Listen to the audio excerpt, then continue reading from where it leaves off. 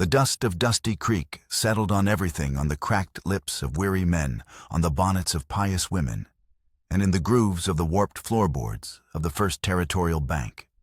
It was a fine, gritty powder that tasted of failed rains and stubborn hope. Gideon Cole tasted it now, a familiar bitterness on his tongue as he stood before the teller's cage. The air inside the bank was stale with the scent of old paper and nervous sweat, a smell Gideon associated with finality. Today was the day. The final payment on his ranch, the culmination of 6 years of backbreaking labor, and a silence so profound it had become a second skin. He slid the withdrawal slip under the grate. The teller, a young man named Elias, with a perpetually worried brow, squinted at the paper. Gideon's handwriting was jagged, the script of a man unaccustomed to communicating with anything but his hands.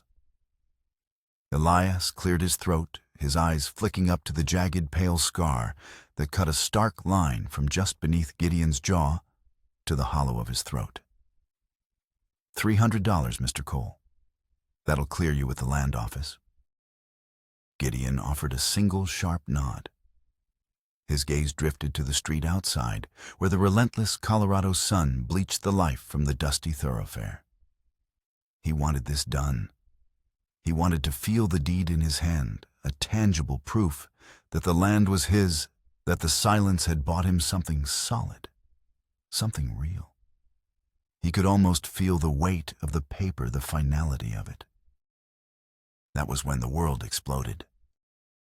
The bank doors burst inward with a splintering crash, a shockwave of violence that sent a woman's teacup skittering across the floor. 2 men faces obscured by dirty bandanas stormed in, rifles leveled. A third, taller and broader, filled the doorway, a shadow against the blinding light. Panic erupted, a collective gasp, and the scrape of chairs, a choked scream cut short. On the floor, no voice barked rough and guttural. Gideon's body reacted before his mind could process the command. Years of instinct honed in places far rougher than Dusty Creek took over. He dropped his hands automatically, going to his head, his body flat against the grimy floorboards. The smell of sawdust and fear filled his nostrils. Beside him, Elias the teller was whimpering a sound like a trapped animal. But it was the 4th man who held Gideon's attention. He didn't shout, he didn't rush. He moved with a chilling, predatory grace, his polished boots making almost no sound on the floor. He stepped over a prone customer, his long duster coat sweeping the air. An admirable display of efficiency, gentlemen. The man set his voice, a low, cultured baritone that was utterly out of place amidst the chaos. But let's not dally. He stopped near the center of the room, and from the pocket of his waistcoat, he drew a silver pocket watch. He flicked it open with a practiced snap of his thumb. The sunlight glinting off the polished metal was the last thing Gideon saw clearly before the past rose up and swallowed him whole. Abilene, 6 years ago. The air thick with gunpowder and the screams of dying men. A back alley deal gone wrong. He wasn't a part of it, just a witness in the wrong place at the wrong time. He'd seen the leader, a man with the same chilling calm, the same predatory grace. As the shooting started, the man had checked his watch, a silver watch identical to this one, before leveling his pistol. Gideon had tried to run to shout a warning. But a bullet had torn through his throat, stealing his voice, his future, and dropping him into a world of agonizing silence. The man with the watch had stepped over him, looked down with cold, indifferent eyes, and walked away into the smoke. The memory hit Gideon with the force of a physical blow. His breath hitched. The air in the bank felt thick, unbreathable. He lifted his head just an inch, his eyes fixated on the man on the watch dangling from its chain. It was him. The same cold eyes, the same cruel set to his mouth, older now, but unmistakably the same man who had left him for dead in an alley in Kansas. The man, Silas Blackwood, though Gideon didn't yet know his name, snapped the watch shut. The click echoed in the terrified silence of the bank. His gaze swept the room dismissive until it landed on Gideon. Their eyes met for a fraction of a second. A flicker of something not recognition, but cold curiosity passed through the outlaw's expression. He saw the scar on Gideon's throat stark and white against his sun-darkened skin. A faint knowing smile touched Silas's lips, a look that said he appreciated the architecture of ruin. "You," Silas said, his voice soft, but carrying the weight of command. He gestured with his pistol towards Gideon. "Get his wallet. A man that broken must have something worth taking." One of the masked men kicked Gideon hard in the ribs, said the impact stealing the air from his lungs. The outlaw's rough hands fumbled in his pockets, pulling out the worn leather wallet containing the last of his savings, the money meant to secure his future. The man tossed it to Silas, who caught it without looking. Gideon lay on the floor, the pain in his side, a dull throb, compared to the screaming inferno in his mind. It wasn't just a robbery. It was a ghost from his past, resurrected in the dust of a Colorado bank. The man who had taken his voice was now taking his land, his last hope for peace. The conflict wasn't random. It was personal, a circle of violence he thought he'd escaped, now closing in around him once more. As Silas Blackwood and his men backed out of the bank, disappearing into the indifferent sunlight, Gideon Cole knew with a certainty that chilled him to the bone this was not over. It had just begun. The ranch was Gideon's sanctuary, a sprawling expanse of golden grass and red rock carved out of the wilderness by solitude and sweat. It sat at the edge of the world, a lonely sentinel against an endless sky. Here the wind was the only voice that answered back, and the silence was a comfortable blanket, not a cage. After the robbery, this sanctuary felt tainted, the silence no longer peaceful, but charged with awaiting dread. The $300 were gone, his final payment postponed, and the ghost of Abilene now had a face and a direction. He shared the ranch with one other soul, Jebediah, a grizzled ranch hand whose face was a roadmap of hard seasons and whose loyalty was as solid as the granite bluffs to the north. Jebediah had been with Gideon for 4 years, a man of few words himself, which suited Gideon just fine. "Heard what happened in town," Jebediah said that evening, leaning against a fence post as Gideon methodically cleaned his rifle. The older man spat a stream of tobacco juice into the dust. "Sheriff Brody says they were professionals. Clean fast and gone like smoke." Gideon didn't look up. He worked the cleaning rod down the barrel, his movements precise, mechanical. The repetition was calming. He nodded once. "You lose it all?" Jebediah asked, his voice softened with a concern he rarely showed. Gideon paused and then nodded again. A muscle in his jaw tightened. Jebediah sighed, the sound like dry leaves skittering across the ground. "Damn shame. Well, we'll make it back. The herd's looking strong." He watched Gideon for a long moment, saw the tension coiled in his shoulders and the faraway look in his eyes. "This ain't just about the money, is it, son?" Gideon stopped his work. He met Jebediah's gaze, and for a moment the old ranch hand saw the storm raging behind the silent man's eyes. Gideon shook his head slowly. "No. It wasn't about the money. It was about the silver watch and the cold smile that haunted his waking hours." Later that night, long after Jebediah had retired to his bunkhouse, Gideon sat at his rough-hewn kitchen table. The loneliness of the house pressed in on him. It was a familiar ache, but tonight it was sharper, laced with a new kind of fear. He had built this life to be a fortress against the past, and a single man had walked in and torn down the walls without even knowing it. The silence he had cultivated for protection now felt like a vulnerability. He needed something more than fences and solitude. He needed a presence, a sound that wasn't the wind or the lowing of cattle. He didn't want love. He no longer believed he was capable of such a thing. He wanted peace, a voice in the house that wasn't a memory. He pulled a piece of paper towards him, uncapped the inkwell, and dipped the pen. His hand, usually so steady with a rifle or a branding iron, trembled slightly as he began to write. He wrote to a mail-order bride agency in St. Louis, his request stark and simple, devoid of poetry or romance. It was a business transaction for a companion. To whom it may concern, I seek a wife. I own 400 acres of clear land in the Colorado Territory. I am a man of simple means and simpler habits. I require a partner for my home. He paused, the pen hovering over the paper. What could he ask for? What did he have the right to ask for? He thought of the women in Dusty Creek with their pitying looks and their whispered questions. He couldn't bear that in his own home.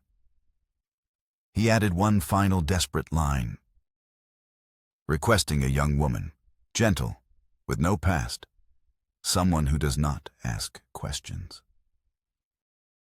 He wanted someone untouched by the kind of sorrow that clung to him like burrs to a saddle blanket.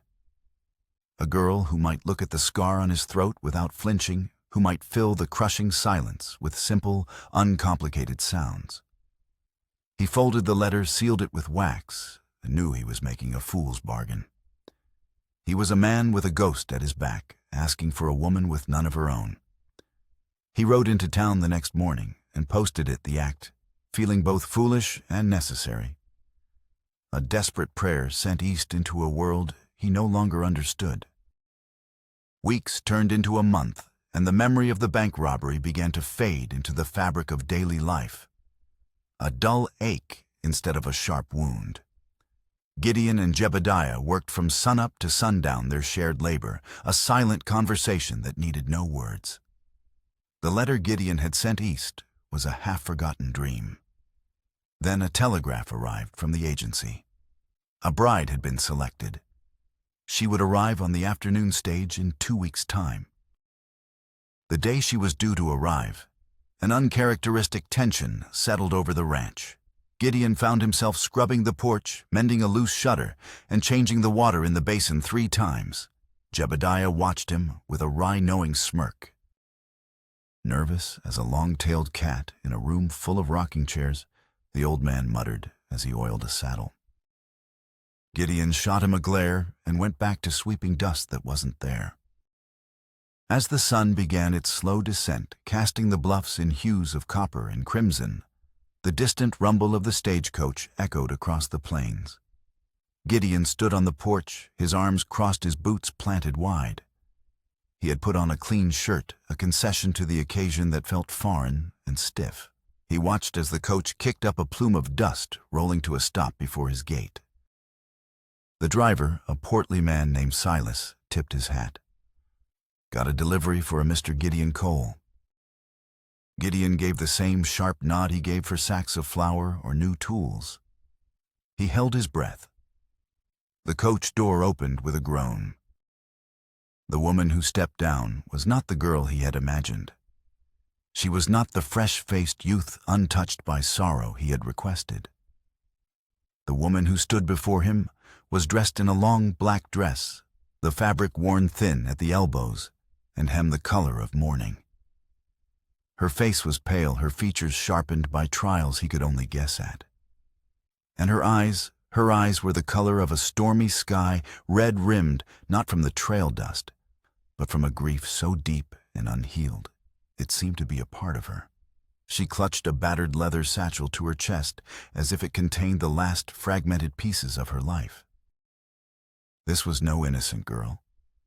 This was a woman who had weathered storms far greater than the ones that swept across the plains. Gideon's stomach clenched. This was a mistake. He had asked for calm, and the agency had sent him a tempest. She looked up at him, her gaze meeting his for a brief, startling moment. He saw the exhaustion in her expression, the quiet desperation.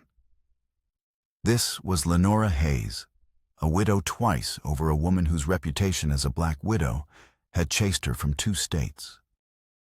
A gust of wind stirred between them, lifting the hem of her skirt and tugging at her travel-stained bonnet. She swallowed the movement visible in her slender throat. If I am not what you expected, I can go back," she said, her voice barely a whisper, trembling but clear. "Just say the word, Mr. Cole. I will not make trouble." She did not plead or offer explanations. She simply stated a fact and waited for his judgment, her shoulders squared with a weary resignation that spoke of long practice. Gideon stared, his own throat tightening. Not with the familiar phantom pain of his old wound, but with the unexpected weight of the moment. He had asked for simplicity, for a clean slate. And here stood a woman whose past was etched into every line of her face. But something in her stillness, in the raw honesty of her despair, resonated with the broken parts of himself. She was not what he wanted. But perhaps he thought with a sudden gut-wrenching clarity, she was what he deserved. Another soul adrift, another life scarred by what was left unsaid. He took a half-step back, and then moved aside, gesturing with a sweep of his hand toward the open door of the ranch house. It was not a welcome, not yet. It was an acknowledgement, an acceptance. Lenora's shoulders sagged with a relief so profound it was almost painful to watch. She gathered her worn skirts and moved past him, her eyes downcast. As she crossed the threshold into his silent home, the faint scent of rain and wilted lilacs followed her, a ghost of a garden long since abandoned. Gideon remained on the porch for a long moment, watching the stagecoach turn and disappear back down the road, leaving him alone with the woman and the mess he had made of his own solitude. He exhaled slowly, the sound loud in the evening quiet, then turned and closed the door behind him. The silence inside the house was thicker than ever, but now it held the weight of 2 souls, one who had forgotten how to speak and one who had been given too many reasons to stay quiet. The town of Dusty Creek was built on a foundation of judgment and suspicion, and it did not welcome strangers, especially not one with a story like Lenora Hayes. Her arrival on Gideon Cole's porch was noted, dissected, and embellished before the stagecoach that brought her was even out of sight. The story began with the stage driver who mentioned to the stable boy that the woman in black had the saddest eyes he'd ever seen. By the time the stable boy relayed this to the blacksmith, her eyes were not just sad, they were cursed. The whispers found their most fertile ground in the cluttered aisles of Pringle's general store, presided over by Martha Pringle, a woman whose tongue was as sharp as the cheese knife she kept on the counter. "The one from Kansas," she'd say to a customer, her voice a conspiratorial hiss. "They call her the Black Widow. Buried 2 husbands before she was 25, they say. One kicked by a horse, the other shot by bandits. A bit too convenient, if you ask me." Lenora felt the town's verdict the first time she rode in for supplies. She walked into the store, Gideon's list clutched in her hand, her head held high. The conversations did not stop, but they changed, key-dropping to a low, venomous hum. The women turned their backs. The men stared, their eyes a mixture of morbid curiosity and crude appraisal. Martha Pringle served her with a tight, disapproving frown, placing the sacks of flour and sugar on the counter with just enough force to make a point. As Lenora paid her hand, trembling slightly, a rancher's wife standing nearby leaned over to her friend and whispered just loud enough to be heard. "Bad luck follows that one like a shadow. Poor Gideon Cole doesn't know what he's brought into his house." Lenora's face burned, but she refused to give them the satisfaction of her tears. She gathered her things and walked out into the harsh sunlight, her back straight, her jaw set. But the words followed her, stinging like hornets. The confrontation came a week later outside the church. It was Sunday, and against her better judgment, Lenora had decided to attend the service, hoping a show of piety might quell the rumors. She stood on the steps waiting for the doors to open when a group of the town's most prominent women led by Mrs. Pringle approached her.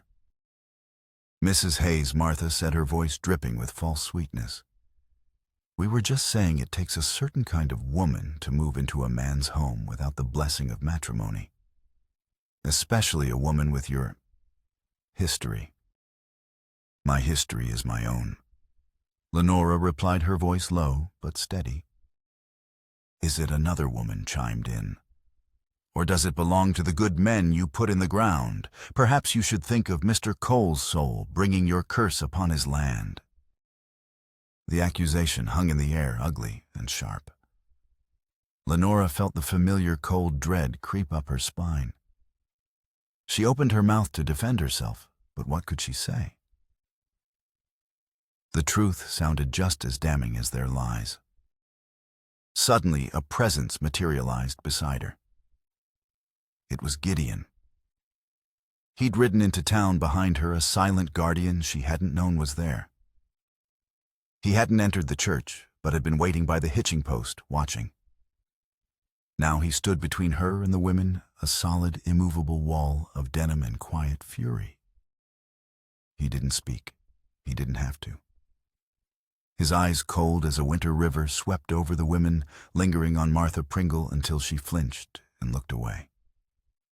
He met each of their gazes one by one, his silence more damning than any shout. It was a silence that said, "This woman is with me.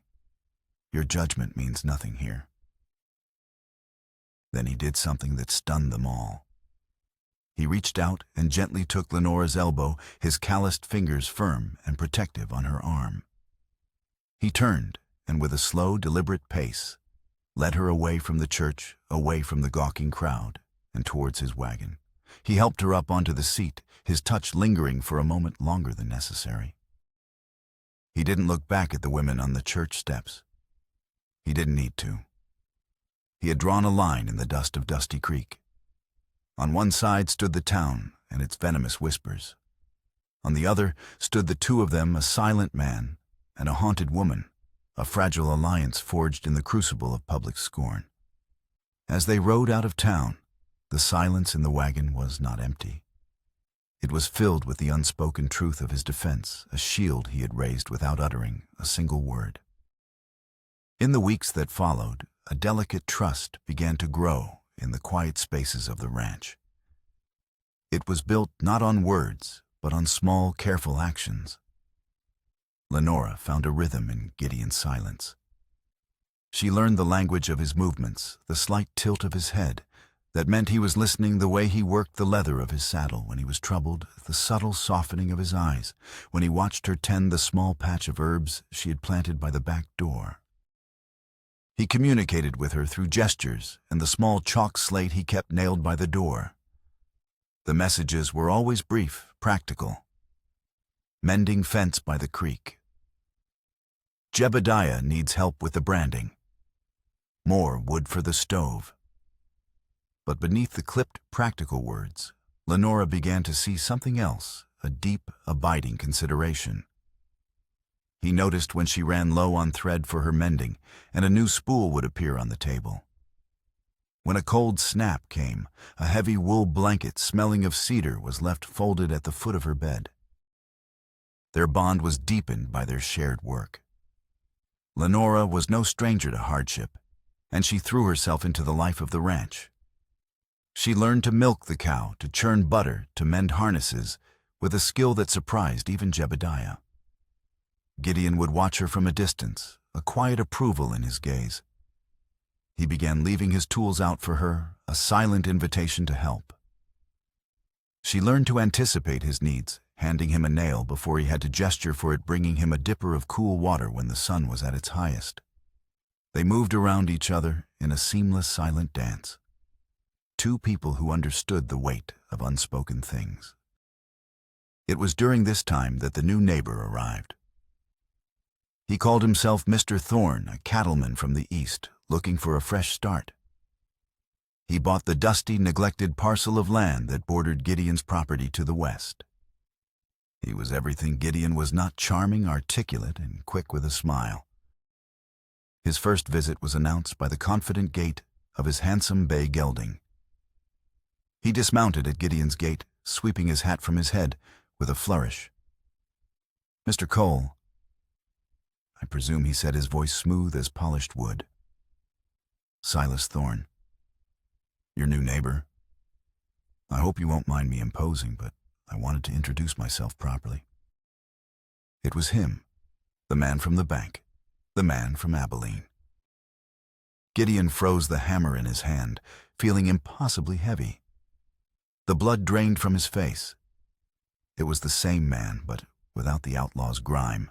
He looked different, respectable, even handsome. The cold eyes were still there, but now they were veiled with a practiced congeniality. Silas Thorne. A fake name for a fake life. Silas's smile didn't falter, but his eyes narrowed slightly, taking in Gideon's rigid posture, the shock on his face.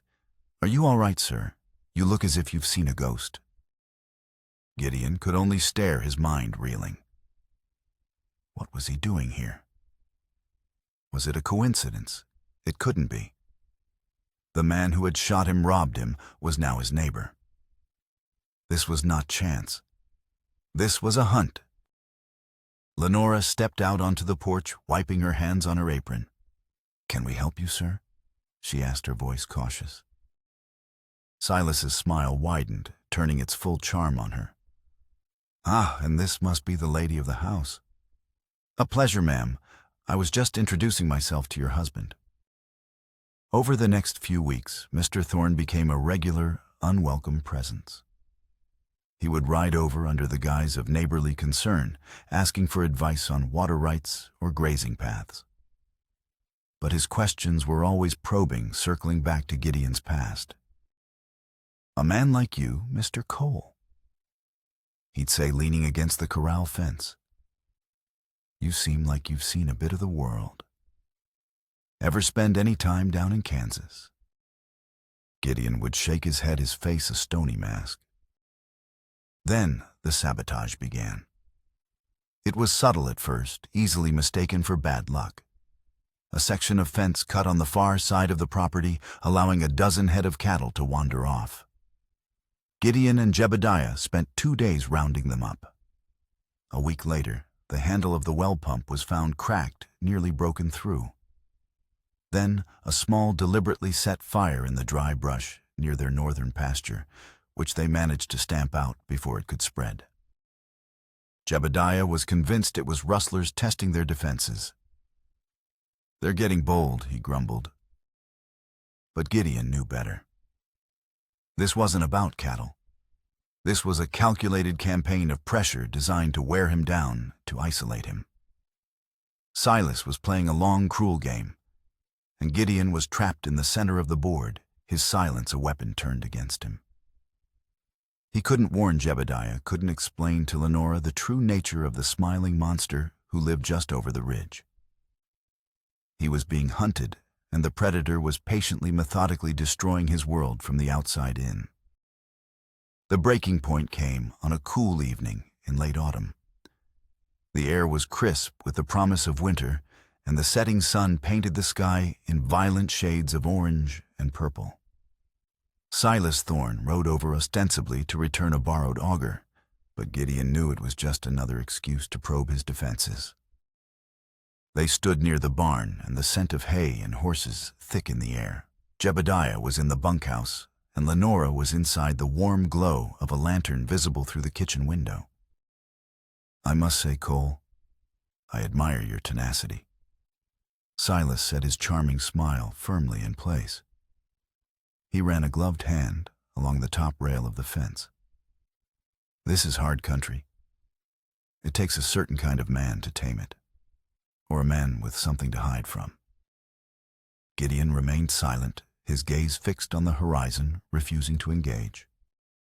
Silas chuckled a low, unpleasant sound. "You know, your stoicism reminds me of a fellow I once knew. A stubborn man.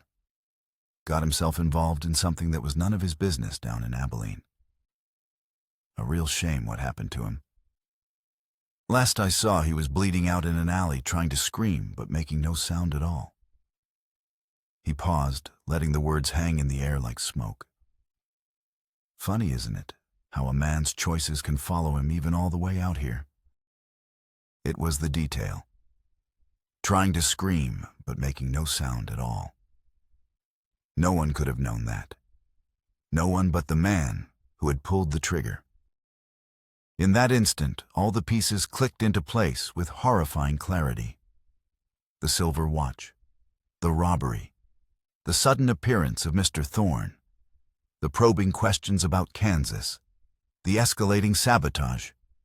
It was all connected. This wasn't a neighbor. This was a hunter who had finally tracked his quarry.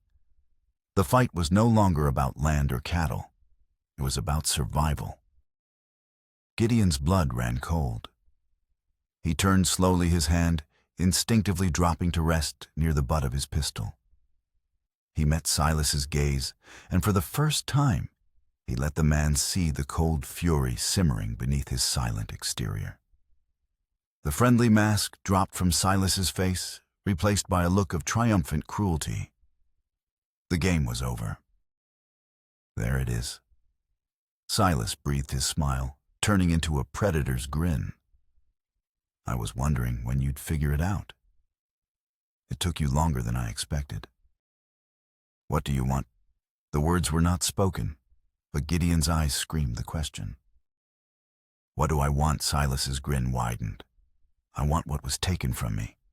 An eye for an eye, a life for a life.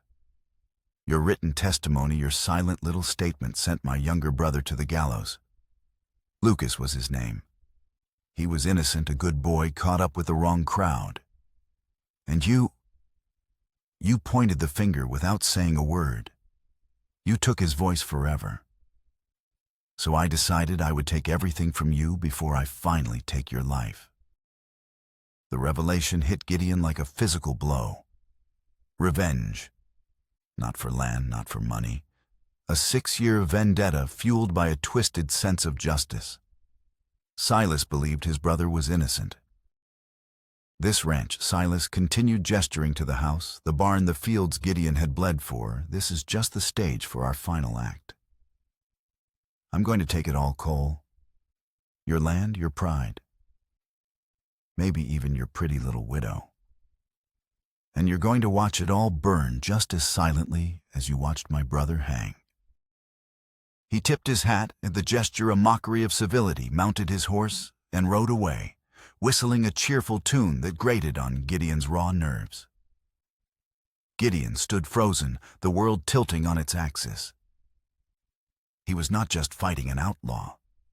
He was fighting a man who believed himself to be an agent of justice. A man who would stop at nothing to see his vengeance through.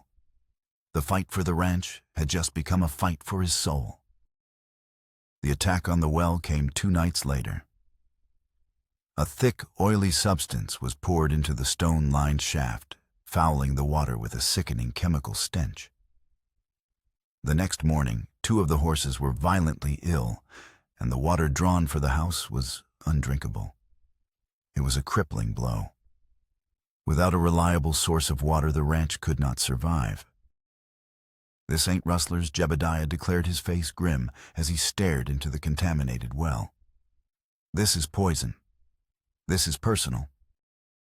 Gideon could only nod, the weight of his secret pressing down on him. They were forced to haul water in barrels from the creek 2 miles away. A back-breaking, time-consuming task that left them exhausted and vulnerable. They worked from before dawn until after dusk, their muscles screaming in protest, their reserves of energy dwindling with each trip. The ordeal forged a new, deeper intimacy between Gideon and Lenora. They worked side by side, a silent team against a relentless enemy. She matched his pace, her slight frame belying a strength and resilience that astounded him. In the evenings, she would tend to his blistered hands, her touch gentle. Her eyes filled with a fierce, protective concern. "We will not let him break us," she said one night, her voice a low, determined whisper in the dark. She didn't know who he was, but she knew their hardship was no accident. She felt the malevolent presence over the ridge as keenly as Gideon did. Gideon looked at her, at the fire in her eyes, and felt a surge of something he hadn't allowed himself to feel in years, a desperate need to protect her. He had brought her into this danger. His past was now her present, and the thought was unbearable. He took to the slate, his chalk strokes sharp and angry. "You should go. Town, safe." She read the words and shook her head, her expression resolute. "No. Too dangerous. My place is here," she stated, her voice unwavering. She reached out and covered his hand with hers, stilling the chalk. "My home is here. With you. I am not running anymore, Gideon." Her words were a balm and a torment. Her loyalty was a gift. He felt he didn't deserve a light in a darkness of his own making. Silas escalated his campaign. A small herd of their best cattle was rustled, driven off into the canyons, where they were all but impossible to find. The financial strain, coupled with the physical exhaustion, was immense. The final payment for the ranch loomed now more distant than ever. They were being bled dry physically and financially, just as Silas had promised.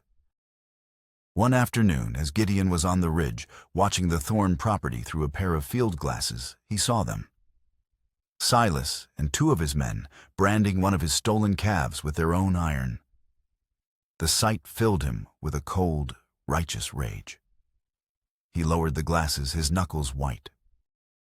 That night, he made a decision. He could not fight this war on Silas's terms. He had to end it.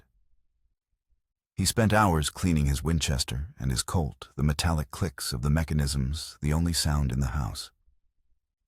Lenora watched him, her heart aching with a silent dread. She didn't know the specifics of the danger they faced, but she saw the grim finality in his eyes. Before he left under the cover of a moonless night, he went to the slate one last time. He hesitated, then wrote 3 words he had never dared to form before a confession and a plea. "You are home." He left the slate on the table where she would see it, and slipped out into the darkness, a solitary figure, moving towards a confrontation he knew he might not survive. He was no longer just defending his land. He was defending the first home his heart had known in 6 long years. The sky began to bleed an hour before dawn. It was not the gentle blush of a normal sunrise, but a sickly, bruised purple that smeared across the eastern horizon. The air grew heavy still and charged with an unnatural energy. A dust storm was coming. Gideon felt it in his bones, a low hum of impending violence that mirrored the tempest in his own soul. He had spent the night watching Silas's ranch, waiting for an opportunity, but the place was a fortress. Now nature itself was declaring war. He was halfway back to his own property when the first gust of wind hit a physical blow that carried a wall of sand and grit. It tore at his clothes and stung his eyes. The world dissolved into a maelstrom of roaring wind and swirling red dust. Visibility dropped to mere feet. The sun vanished, and the day became a suffocating ochre-tinted twilight. Through the howling gale, he heard it gunshots. They were coming from his ranch. Fear, cold and sharp, pierced through him. Lenora. Jebediah. He broke into a desperate run, fighting against a wind that felt like a solid object. The air was so thick with dust, it was like breathing dirt. He could barely see the outline of his own barn until he was nearly upon it. The front door of the house was splintered, hanging off its hinges. Jebediah lay near the porch steps, a dark stain spreading across his shoulder, but he was alive, groaning and trying to raise his pistol.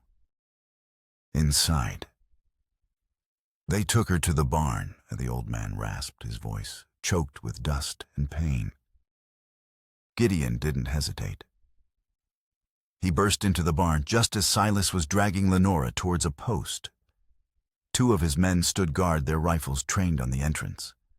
The air inside was a chaotic vortex of hay dust and terror. The horses trapped in their stalls screamed and kicked against the wood, their panicked cries nearly drowned out by the roar of the storm outside. Cole Silas bellowed, his charming veneer gone, replaced by a mask of pure hatred. He shoved Lenora forward, and she stumbled, falling to her knees in the hay. "I knew you wouldn't be able to resist a grand finale. Welcome to the end of your story." Gideon raised his Winchester, but one of Silas's men fired the shot, splintering the doorframe next to his head.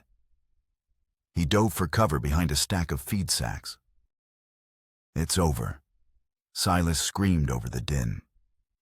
"Your silence bought you nothing but a grave on a scrap of land that will be mine by sunrise." He pulled his pistol and aimed it at Gideon's position. "This is for Lucas, my brother hanged because of a coward who could only write down his lies." He revealed the full depth of his motivation, his voice cracking with a grief that had curdled into madness. "He was innocent. He was just a boy. And your testimony sent him to the gallows. You should have died in that alley in Abilene. Tonight I correct that mistake." Silas advanced, firing into the feed sacks.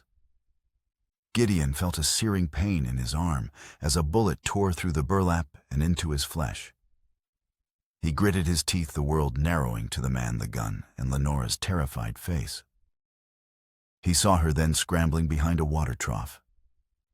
In the chaos, she had managed to get her hands on the small derringer she kept hidden in her skirt pocket. She had a clear shot at Silas's back. Her hand trembled, her face a mask of conflict. To kill, even to save a life. It was a line she had never imagined crossing. Her hesitation was only a second, but in the heart of the storm, a second was an eternity. Silas raised his pistol, taking careful aim at Gideon's head. "Say goodbye, you mute son of a..."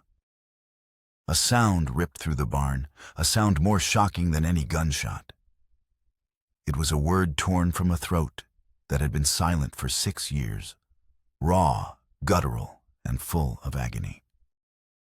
No. Gideon had forced the word out, a ragged explosion of air and pain.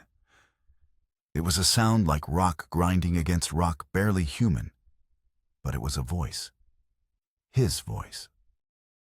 The shock of it made Silas flinch. He turned his eyes wide with disbelief. That single moment of distraction was all Gideon needed. He burst from behind the sacks, his own pistol blazing. His first shot caught one of Silas's men in the chest. His second took the other in the leg. Silas roared in fury and turned his fire back on Gideon. The two men exchanged shots in the swirling chaos, their figures illuminated by flashes of lightning that stabbed through the cracks in the barn walls. The storm raged outside, the wind threatening to tear the roof from its moorings. Lenora finally fired her shot, going wide, but forcing Silas to duck for cover. He was trapped. Gideon advanced, his face a grim mask of determination, his wounded arm screaming in protest. He cornered Silas against a stall, the terrified horse within kicking wildly. Their guns were empty.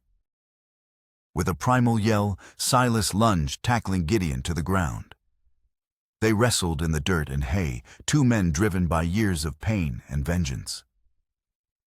But Gideon, fueled by the need to protect the woman who had given him a reason to speak, found a strength he didn't know he possessed. He broke free, and with one final desperate blow, he brought the butt of his pistol down on Silas's temple. The man who had haunted him for 6 years crumpled to the ground, unconscious. The storm outside began to quiet, its fury spent. And in the sudden ringing silence of the barn, Gideon looked at Lenora, his chest heaving, and breathed her name, the sound a painful, beautiful miracle. Lenora. As the dust began to settle both inside the barn and out, the world came back into focus. The wind died down to a mournful sigh, and a weak, watery sunlight filtered through the haze. The aftermath was a tableau of chaos, splintered wood, overturned barrels, and the metallic scent of blood mingling with the smell of rain-soaked earth.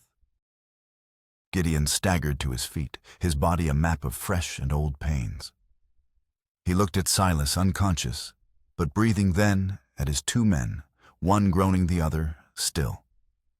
His gaze finally settled on Lenora. She was kneeling in the hay, the small derringer fallen from her trembling hands, her face pale with shock, but her eyes blazing with life. He crossed the space between them and dropped to his knees before her, ignoring the fire in his arm, and sighed. He reached out his hand, shaking, and gently brushed a strand of dusty hair from her face. No words were needed. The sound of approaching horses brought them back to the present. It was Sheriff Brody, his face a grim mask of dust and concern, followed by a posse of townsmen. Jebediah, clutching his bleeding shoulder, had managed to crawl to his horse and ride for help the moment the shooting started. Gideon Lenora, the sheriff, called out, dismounting and rushing towards the barn. He took in the scene with a world-weary sigh. Thorn, I presume, he said, nudging the unconscious Silas with the toe of his boot. Always knew there was something off about that one. Too much charm for this part of the country. As the sheriff and his men rounded up the surviving outlaws, the story began to spill out. Jebediah, leaning against the porch, filled in the gaps about the sabotage and the attack. From Silas's pockets, the sheriff pulled letters and a worn photograph of a young man, Lucas Blackwood, confirming the entire story of his vengeful quest. The townspeople who had followed the posse stood at a distance, their faces a mixture of awe and shame. They saw Jebediah's wound, Gideon's raw, bleeding arm, and the quiet strength with which Lenora began tearing strips from her petticoat to make bandages. They heard the sheriff talking about how Gideon's testimony in Abilene had helped take down a notorious gang, and how Silas Blackwood had been hunting him ever since. The whispers that had once condemned Lenora now turned to murmurs of admiration. She wasn't a curse. She was a survivor. They had judged her, shunned her, and in the end, she and the silent man had faced a storm they couldn't have imagined, and they had won. The next morning, a small procession made its way up the road to the ranch. It was led by the blacksmith, carrying a new set of hinges for the broken door. Behind him came Martha Pringle, her face etched with a shame that seemed genuine, carrying a basket filled with bread, cheese, and jars of preserves. Others followed with lumber nails and offers of help. They came not to gawk, but to mend what they had helped to break. Gideon's journey to reclaim his voice was slow and arduous. The single word torn from him in the barn had been a beginning, not a cure. His throat was raw, the muscles atrophied from years of disuse. At first, he could only manage painful, raspy whispers. Lenora became his patient teacher. She would sit with him for hours, her hand on his, encouraging him to form sounds, then words, then simple sentences. The sky, she would say, pointing. He would watch her lips concentrate and force the words out. The sky. Each word was a victory, a piece of his old self reclaimed.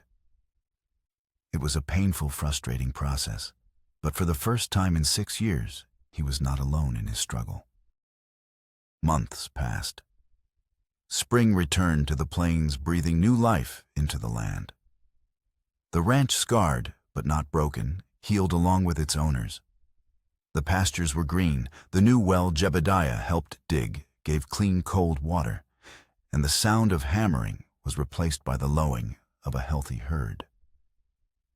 Gideon's voice grew stronger each day, settling into a low, gravelly timbre that suited him. It was not the voice he had lost, but a new one earned through fire and silence. He and Lenora were married by a traveling preacher in a simple ceremony on the porch with Jebediah and a repentant Sheriff Brody as their witnesses. One afternoon, the mail rider delivered a letter addressed to Lenora. The postmark was from Topeka. Her hands trembled as she opened it. It was from the family of her second husband, the Grangers. She read it aloud, her voice soft, while Gideon listened, his hand resting on her shoulder. The letter contained a tearful apology. A former associate of Silas Blackwood, arrested after a failed robbery, had confessed on his deathbed.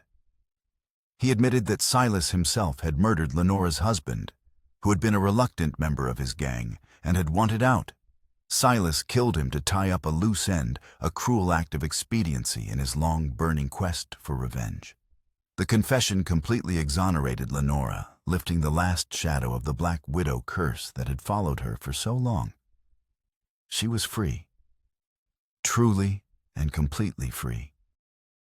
That evening, as the sun set, casting a golden glow over their thriving ranch, Gideon walked over to the wall beside the front door. He took down the old dusty chalk slate that had served as his only voice for 6 long years. It was a relic of a past life, a symbol of his isolation and pain. He carried it to the hearth, where a low fire burned, warding off the evening chill. Lenora stood beside him, her hand finding his. He held the slate for a long moment, looking at the faint, ghostly remnants of past messages, lists of chores, warnings, and the last, most important words he had ever written on it. "You are home." Then, with a deliberate, powerful motion, he brought the slate down over his knee. It snapped cleanly in two with a sharp crack that echoed in the quiet room. He knelt and placed the pieces of his broken silence into the fire. The chalk-dusted wood caught quickly, the flames licking at the edges, turning the symbol of his imprisonment into warmth and light for their home. He stood up, turned to Lenora, and cupped her face in his hands. He looked into her eyes, the stormy gray depths that had seen so much sorrow, but now reflected the firelight with a clear, steady calm. "Lenora," he said, his voice no longer a painful rasp, but a quiet, certain rumble. "I love you." He spoke the words he had once believed he would never say again.